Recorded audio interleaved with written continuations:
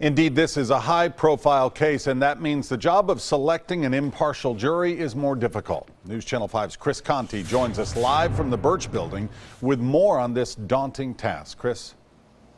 Daunting indeed, Rory. Already today, 8 potential jurors were sent home. This is a process that would take possibly 2 more days, and that sending home of those 8 potential jurors today was a foreshadowing, perhaps, of how painstakingly slow this process might be. 14 empty chairs, soon to be filled with 14 people who will be charged with the monumental task of determining if these 2 men are guilty.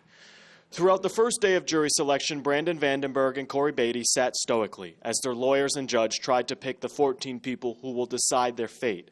In proceedings close to cameras, we learned the rape trial of the 2 former Vandy football stars could take 2 weeks, perhaps making finding an impartial jury even more difficult, the intense amount of publicity the case has already received.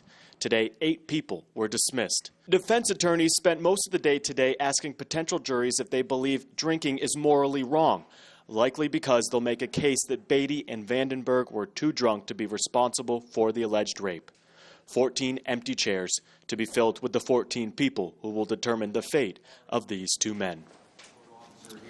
And before dismissing that potential jury pool today, the judge very emphatically told people that they should not watch local media, they should not read newspapers, and that they should not discuss this case with anyone until it has been decided whether or not they're going to be on this jury. Things will begin back here bright and early tomorrow at 9 o'clock. We are live downtown this evening. Chris Conti, News Channel 5 HD. Chris, thanks. And remember, once a jury is seated, we will begin our gavel-to-gavel coverage of the trial. The 2 Nicks, Nick Barris and News Channel 5 legal analyst Nick Leonardo, will host the coverage live on News Channel 5 Plus and streaming online at newschannel5.com.